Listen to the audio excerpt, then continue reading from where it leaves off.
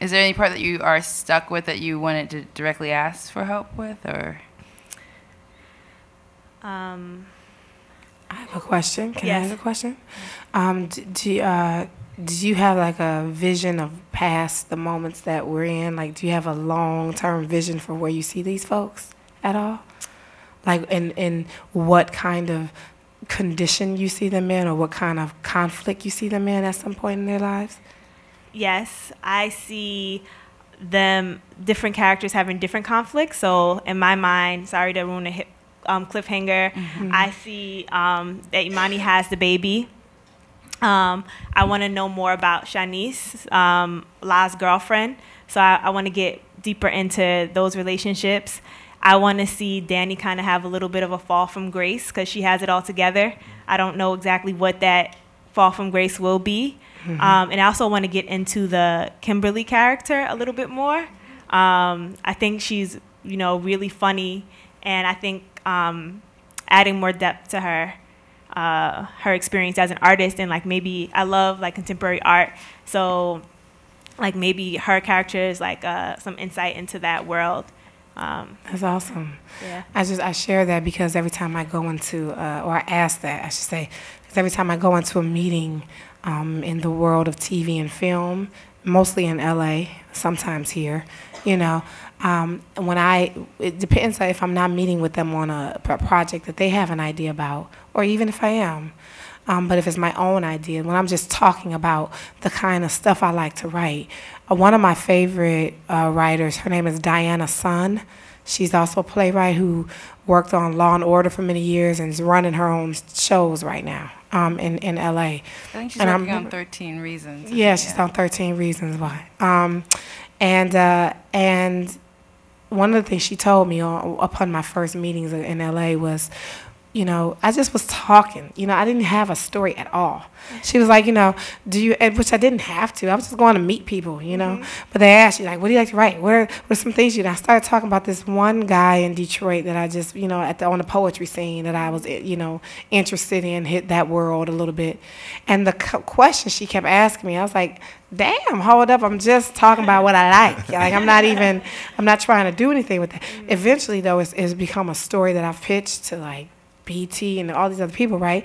And what she told me that kind of got my wheels turning about it was, they're listening for always, I think maybe from writers, they're always listening for us to have some ideas about how we envision things and what kind of journey we're interested in taking on anybody on. If somebody that got hungry and wanted a piece of cake, it's like, what journey am I trying to take them on to get that cake? Well, I'm like, they really want that cake, so they might beg, borrow, and steal for that cake, and that's going to be interesting, because it doesn't really matter what they want, it just matters how badly they want it, and that will help me figure out all these other things about a story. So she told me to have some sense of, like, I don't have to know the end, I just need to know how passionate the characters are that I'm creating, because I can make anything happen to them at all.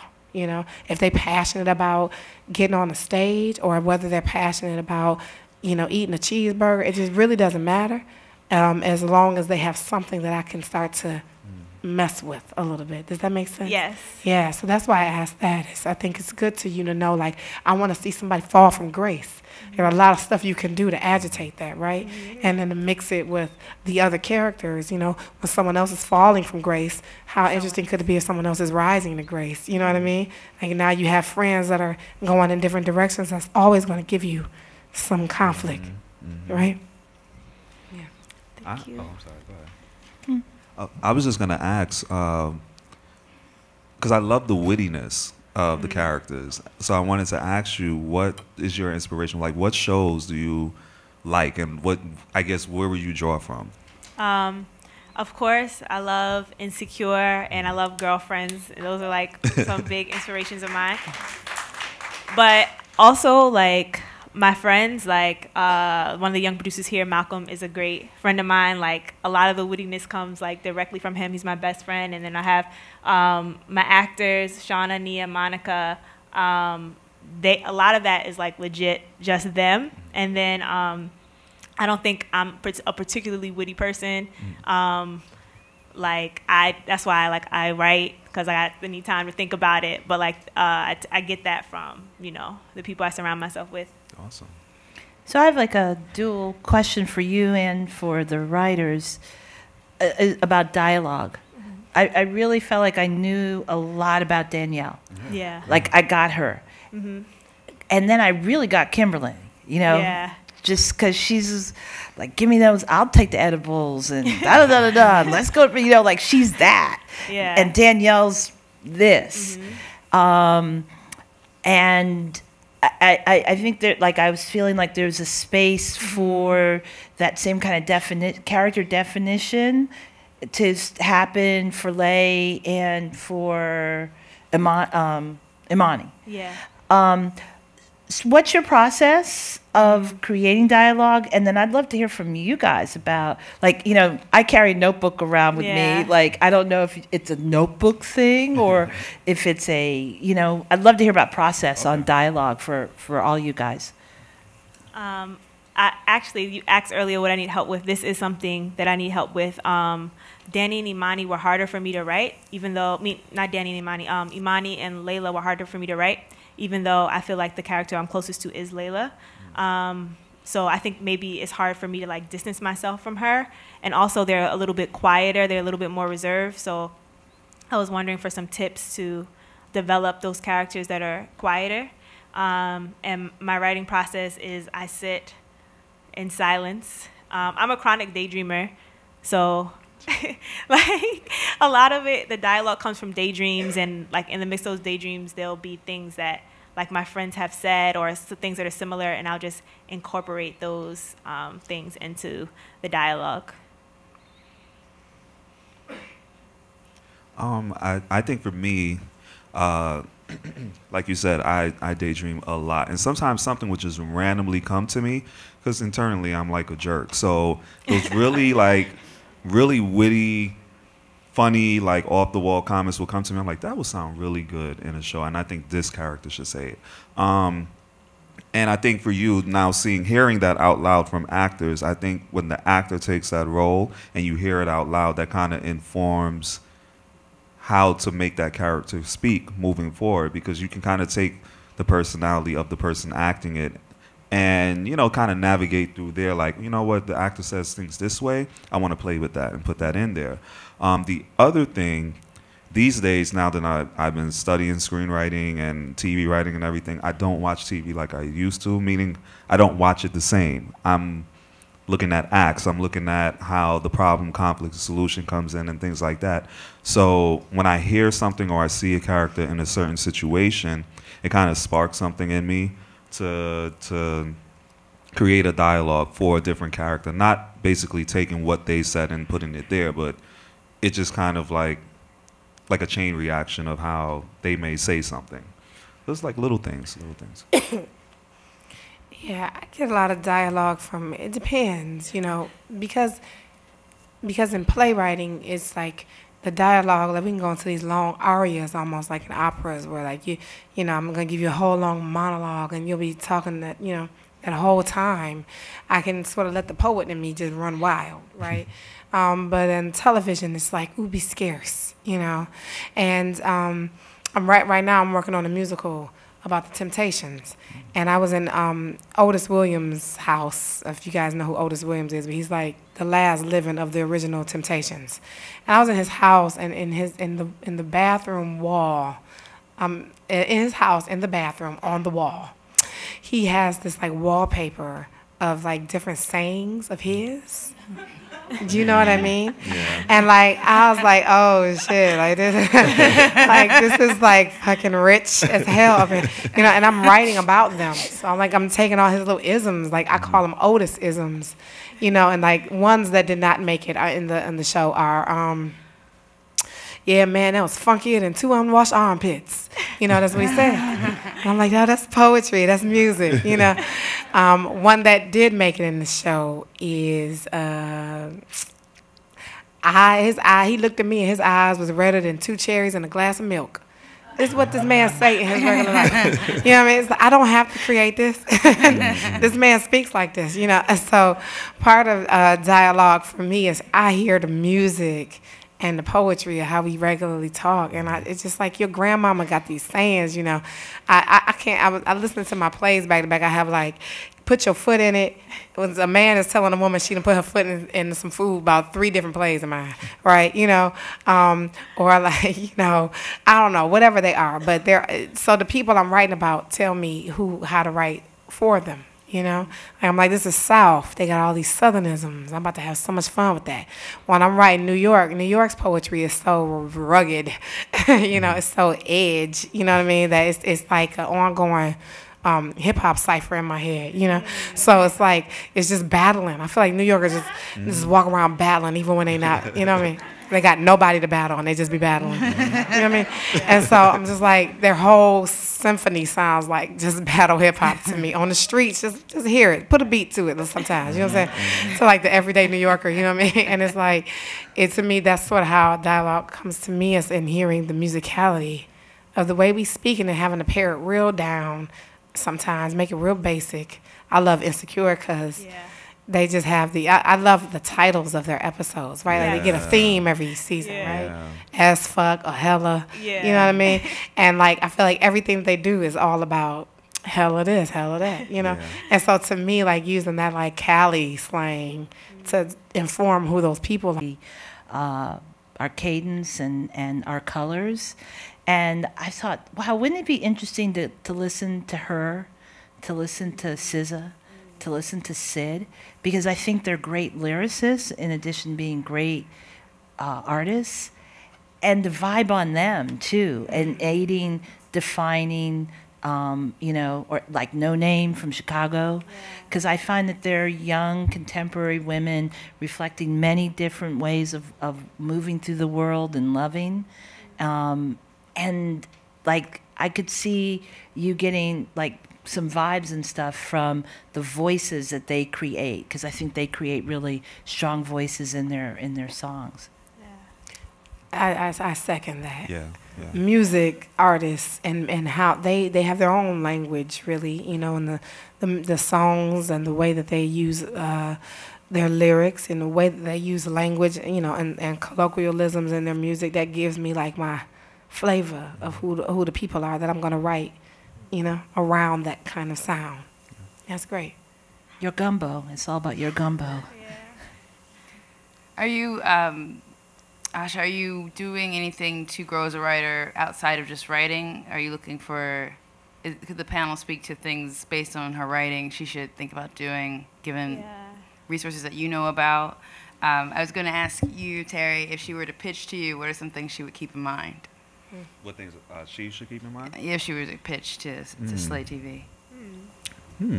Well, that's like a new process for us, like people sending us scripts and things like that. I guess for me, if that script came to my email, I would have hit up Sean, like, Sean, you got to read this. This is so funny. Like, it hooked me in, like, almost immediately, because, again, it's that relatability, and it's like, this feels real. And I know people watching it are going to really, like, they're going to really take it in, because this is something that we're not really seeing a lot of. You know, thankfully for Insecure and, you know, a lot of the shows that are starting to emerge, you know, we're getting that. But, you know, you have a unique voice. So I would definitely, like, hit up Sean, like, let's do this. But for people, other people in the room, I'm trying to frame it in a way, like, what are some things that people should think about before they come to you? Oh, okay. Yeah. Sorry about that. No, it was a great answer. Okay, so one person in particular did send before they sent us a script, they sent us a treatment, which kind of had the character's name, just basically every little detail about who the characters were, the show, what it's about, the audience they want to attract, every little detail. And I think that helped us, like, buy into it more, and kind of like just get a visual in our minds of like how this is going to turn out. It just kind of helped to make a decision better. I would say like a treatment, just like a 1 page or 2 pages if it takes that much, of like everything you know about the show that you want everyone else to know about it. If you were a producer, what would you have her think about in terms of formulating a season?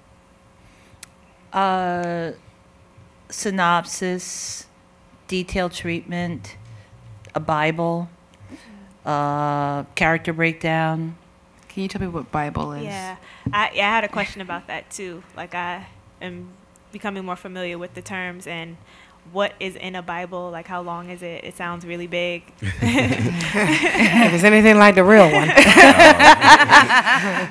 Well, actually, since you're actively in that space, do you want to take that down? I mean, honestly, to be honest with you, I've never created a show Bible, and it's something I'm starting to have to do too. You know, but what I understand about it from people who've done it, and you know, you can correct me if I'm missing something, but it's kind of all the things that have already been named in here. You know, it's having information about what you see your seasons looking like, you know, and your whatever your show or your show idea is lots of details about the characters, you know, like just what you see their personal journey and arc being in the show. You know, that's why I sort of was asking about, like, what your vision is of them. You know, not that you had to have an answer, but just, you know, if you do. I think it's also looking at, when I say, like, kind of the details of the, I don't know how detailed we're going to get, but when I say looking at the details of the series, I mean, it could be episodic breakdown, you know, of, like, in episode 1, I see this happening, episode 2, I see this, you know. If it's going to be 10 episodes, or are you pitching a 6-episode miniseries, you know, whatever it is. So it's sort of having, I mean, literally it is what a Bible is. It's all the bylaws and the rules of your world, of your show, and giving someone kind of like the whole, sometimes writers' rooms get together just to create the Bible. Just so you know, I have friends doing that, you know. For me, and that's sort of, that for me is a little bit, it's a little, I find it to be a little hiccup step for me in my creativity. Because I'm like, oh, just let me get, the best part about writing for me is the script. The worst part about writing is everything else. You know, is, but I mean, but they're the most necessary parts. Yeah. Which is why getting to the script is so much fun. Because by the time I've like figured out what everything is supposed to already look like, all I get to do now is just go in and fill the world in. That's when I'm doing fun things like putting the dialogue in the characters' mouths and getting them to get to the point where I said that he was going to kill her. You know, so I'm going to figure that out somewhere in the story. But but the outline and knowing your story and knowing like where it's going to end and all those kind of things are part of that. And I say necessary because you don't have to. Sometimes we start writing scripts first. And we start putting characters on pages, and we don't know where the hell they're going. And they're real interesting for 5 minutes, but not for 30, you know. Right. Because then I'm like, I don't know what I was trying to get them to do, you know.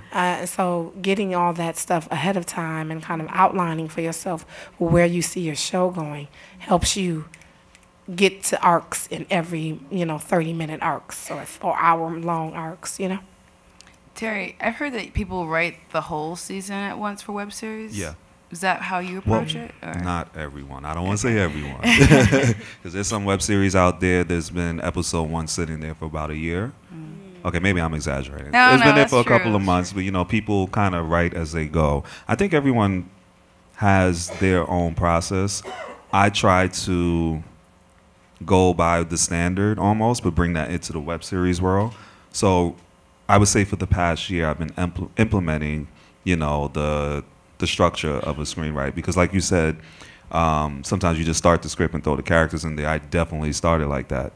And so I started with the outlines and now having the story arc for the season and then for the episodes and then the A, B, and C story and things like that, which now is taking me a little longer to write because I really want to put that in there, because when the finished product happens, I don't think the audience knows. Oh, I'm sorry. Who's calling me? Everyone knows I'm here. I don't know why anyone's calling me right now. Tell Oprah you'll call her back. They tried it. Okay.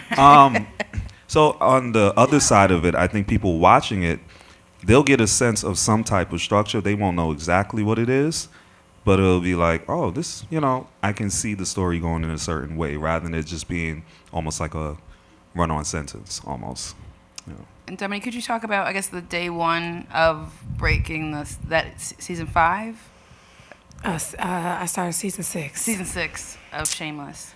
So breaking that, and we haven't done this actually in any of the other seasons that I worked on Shameless. I worked up until the season that we're in now, and I've left now.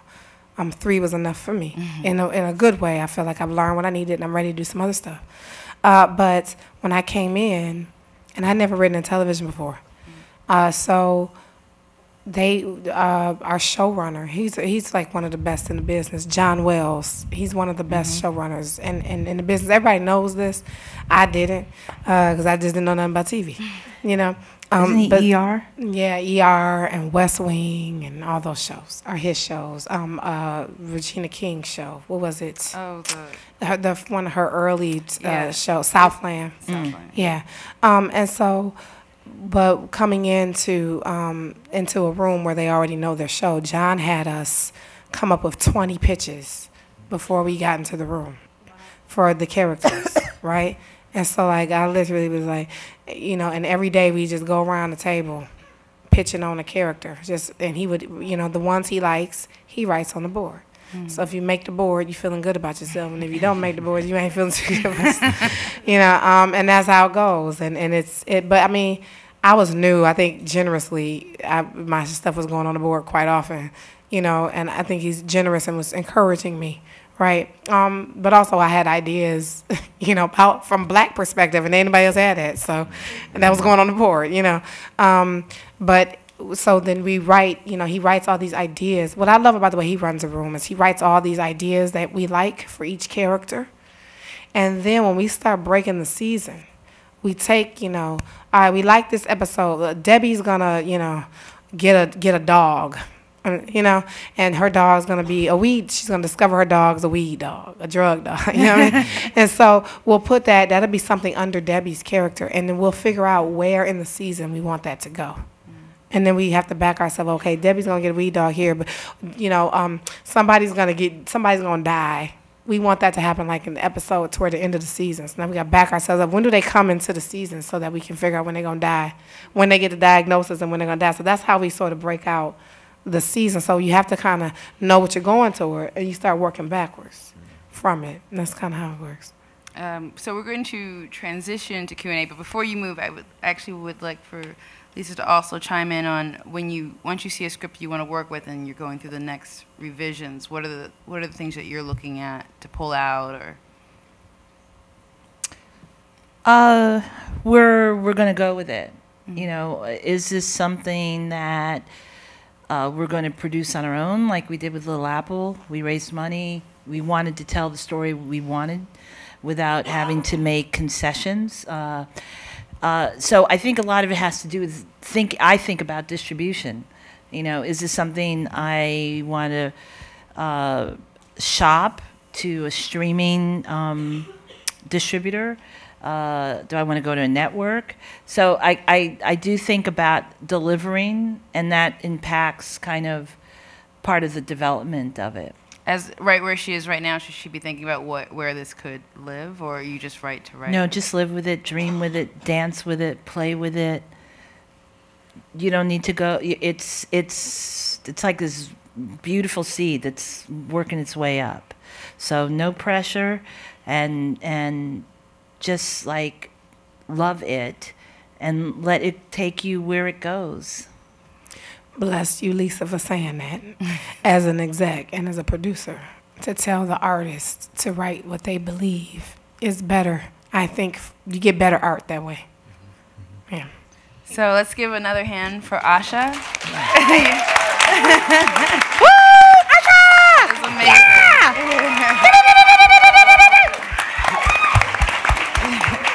Oh my God, I cannot wait to come back in 5 years with Asha's up here. Okay, brunch. We've all just seen it at the Signature. We'll be bringing her our scripts like, yo, Ash, okay, because because that's how that happens. that is absolutely how that happens. We'll be like, yo, girl, can I just get in? We will be. Because you're an actress too. I sure am. Okay. Yeah, I want a part too. I mean, just I'll play the consider waiter. us. That's all right. I'm going to have my voice one day. It'll come back. So I guess are we welcoming audience questions? So I guess you want to come to the mic will come to you. Okay. Thanks everyone for being here tonight. So Dominique, earlier you mentioned developing three-dimensional characters, and something that people always say. Oh, by the way, the Jose Rivera movie was 33. But you What always was it called? 33. 33, that's what it was. You talked about developing three-dimensional characters, and so people always say that. But so I guess I was asking if you could be a little bit more specific what you mean by that. And do you have a process for developing your three-dimensional characters? Yeah, that's a really good question. Nobody's ever asked that actually. Like, what does a three-dimensional character look like? So let me freestyle a little bit off the cuff and say, I just think it means, how I speak to it in terms of to my fellow writers. When I see a one-dimensional character, for instance, and it's probably one that they feel is very close to them, and that's why it's probably one-dimensional. Like, oh, you didn't want to make this person look dirty. You didn't want to open them up in any kind of way. You were trying to protect this character that you're writing. So I guess one thing in terms of three-dimensional is take a risk with the character and let them and be unsafe. Don't do safe writing. So I think that means, like, don't be afraid to let that person do something ugly and beautiful, because people do ugly and beautiful things all the time. I think you can write somebody with love without writing them with protection.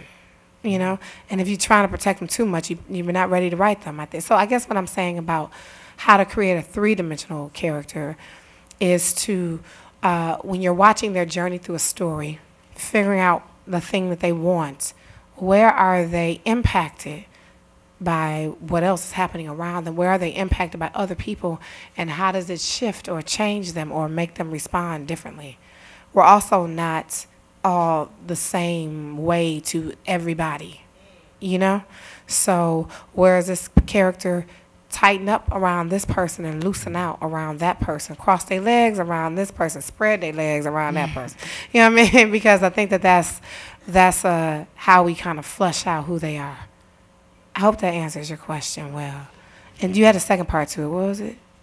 Just how you go about developing your... How do I develop that? Yeah. I thought something you said was interesting, like... Mike, in the mic. Oh, sorry. Something you said was interesting, like, Harlem has its lyric, right? And then the South has its lyric. So when you're developing and creating characters for someone in Harlem and someone in Alabama, it must be a different process for those two characters. So if you can just speak on how those characters come to life for you. I read a lot when I'm trying to write a lot. So I read a lot about the world I'm trying to write, or sometimes reading isn't where I'm going to find the best information. So I really, speaking to my filmmakers up here, I really love documentaries. I feel like they give me all the characters I need. When I saw that person not be able to finish that sentence that they were trying to say in that documentary, I go, oh, there's a lot in the silence, right? I remember asking Otis Williams, because in the writing of the Temptations musical, I had to say, we got to do this again. There's already a Temptations movie. Everybody knows the quotables from it. Like, why are we doing this on stage? What else are we going to do?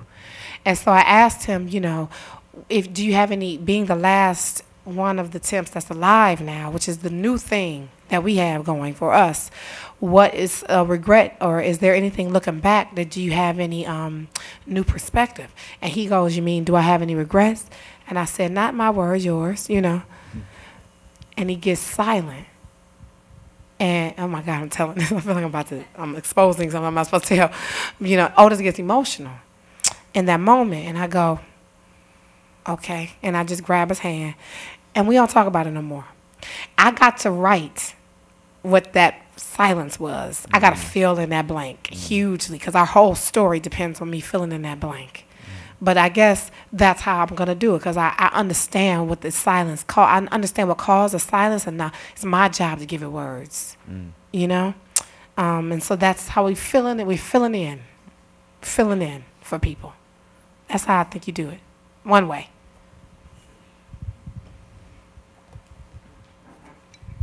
Thank you to all the panelists. I appreciate you being here. I'm going to try to frame this question as best as I can. For myself, I haven't, for a while, it seems like I can't find the well that I used to dig into to find my voice to write. So I try not to entertain writer's block as a reality, as I've been told you should not. Have you ever found yourself in a place where you know you've kind of shifted just in your perspective in life, or maybe where you were just growing, maturing in life, and you were looking for your well of inspiration again, or your voice, like your unique writer's voice? And that's for anyone. Like, I'm open to any feedback. Very interesting question. I think, okay, with this third season of Love at First Night, which you happen to be a part of, she's one of the actresses in the show, actually, also my cousin. I had to put you on blast. No, I was struggling with the third season of Love at First Night, which we're currently writing right now. It wasn't so much my original writing voice that I felt like I lost. It was I was unsure of where I wanted to take the characters. You know what I mean? I felt like there was so much that had happened, or that I put them through in the second season. Yeah.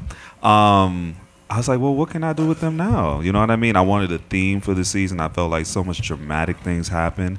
So this third season shouldn't mirror that, but it should show, I guess, some type of evolution from that. And what helped me, I guess, come to a place of starting to write again was just kind of journaling in my own personal life. Because not maybe, but I did have some things that I wasn't dealing with in my own personal life that I felt was kind of blocking my creativity. So once I started to put that on paper and flesh that out and just observe the world a little differently and approach things with a loose grip, things just started to come to me. So I think everyone will find their process and their way of doing it. I'm all for self-care days, and whatever that looks like, whether it's watching TV or just eating or reading a book, those things help. So, I mean, you can experiment and, see what works. And you're a brilliant writer, by the way. So, sometimes it just takes, and I think it hit me like a brick the other day, sometimes it just takes sitting there and just writing. You know what I mean? Just write. It might look like complete shit for the first 5 minutes, but then something will happen, something will click, and then it'll just start coming to you. It's just a matter of sitting yourself there and doing the work without distractions. And I have writer's block is real, and one of my friends told me just write through it, and I thought that was just like, what does that even mean? But like he did it, and he got a play called Hamilton. So I was like, just right through it. But and so I think that I use different things because we have to stay inspired, right? And so if I sit and I'm trying to type and ain't nothing coming out, that's also because I'm self-editing. So you have to write the bad stuff. That's what he told me. Write the bad stuff. Write through it. What I realized he meant was write the bad stuff so you can get to the good stuff, But you just write the bad stuff and don't edit yourself on it because no one's going to read it but you if you hate it, So you have to be willing to do that. And I also feel like brainstorming, it's an old art. That is a big deal. It's all people do in TV writers' rooms. We're just brainstorming. And it's high-pressure brainstorming. It's like, ooh, I threw some shit out, and it did not make the board. That is, damn, I'm just, it's going with what comes to my mind, But it's brainstorming is really what it is. And so we're just, give yourself a chance to do unedited brainstorming, right? There's the video that showed me writing on Post-it papers. That's one way I brainstorm. And I use color. Because at the end of the day, it's shitty writing, but it's real pretty colors. I can hang them on my wall, And so you just have to find ways of giving yourself inspiration. Artifacts, books, music, these things help us get in a thing. We're not alone. Yeah. I think it's good to have what I call your cipher friends. That those friends you can, go have a coffee or a cocktail. And you're like, okay, so here's what I'm thinking I want to do, and the character does this and that, and like you freeform, you open up, and talk about what you think it is, because sometimes through that process, it just helps you, because you'll say, oh, wait a minute, no, that character sucks. I don't want to tell that story, but I just told you about X, and that's more interesting. And then filling yourself creatively. I have to come up with creative solutions and ideas like all the time, and that's what I love about what I do. But sometimes I'm blocked. I can every they turn my electricity off. So but what do I do? It's like I'll take a walk. I'll go to the museum. I'll listen to a podcast. I'll do that self-care. I'll dance with abandon. So like as artists, we have to fill ourselves and hug ourselves and be with people who do that, because that's all a part of the nurturing that is important. But it begins with you, and I think like when you do that, bedazzle your nails. You're gonna want to see those nails on the keyboard, right? Yes. Mm-hmm. Oh, thank you. So it's supper time. It's after 8, so we have to wrap up a little bit. Before we go to applause, I want to clearly thank Shirley Taylor, who leads the education department. I want to I want to thank Yanira Gonzalez and Jason Steer, who helped with the program. And I want to especially call out Malcolm Smith. He helped set this project up. Please continue to engage with the young producer. What's the C for? The C? YPC? Oh, Young Producers Club. Please stay engaged with the Young Producers Club. I think the Apollo does so many amazing educational programs, and it's one of the best kept secrets. I also want to encourage you to, any questions you didn't ask, maybe the panel will agree to check their Twitter or Instagram comments for the next 2 days, and you can ask that way. But please engage with each other downstairs in reception, and I want to thank all the panelists for participating. Yes, thank you. Please give another round of applause. This amazing panelists. This was so good. So here's what we're gonna do. So I know the Q&A was cut a little short, so what will happen is we're gonna make our way downstairs. Hopefully some of our panelists will make their way there also, so you can ask some more questions. But Dominique actually raised an amazing point, which was honestly the whole reason why we put this together. Oh, I thought somebody's phone was ringing. The reason why we put this event together is that so you can not only talk to these people, but talk to people next to you. Talk to the people in the back, talk to the actors, talk to the writers. There's so many amazing people in this room. So, yes, as we make our way downstairs, we'll make our way downstairs. Oh, one more thing, sorry. So you have to do something really amazing and then realize you screwed up. So I did forget that one sponsor earlier. So it's actually the Jerome L. Green Foundation, the Ronald O. Perlman Foundation, and the Coca-Cola Foundation. So give them a round of applause, right? That is it. We are done. Thank you for coming out. Follow us on Facebook, Twitter, Instagram, all the fun places, and have a good night.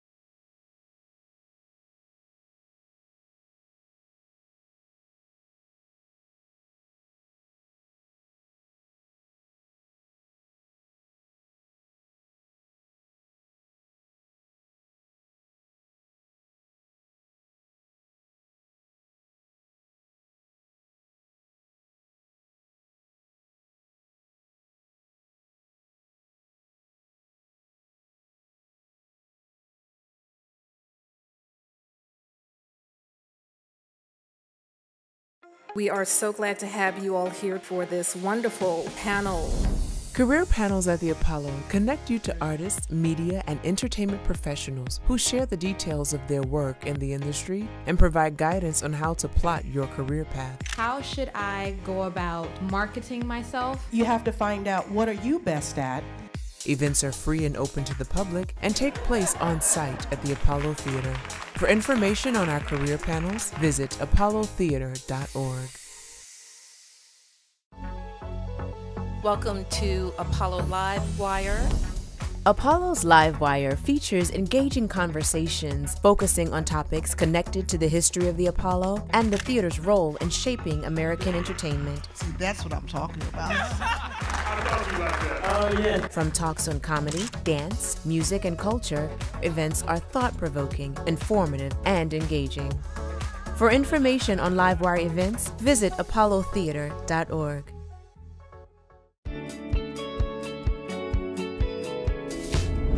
The Young Producers Club is a collective of Apollo Theater Academy alumni who create and develop events. You're the straight up leaders. Any proposal, anything that comes through, you guys are making a decision. That's big. YPC provides an opportunity for collaboration by creating a space to showcase their talents. YPC members learn to produce and manage events while working under the mentorship of arts and entertainment professionals. To learn more, visit apollotheater.org.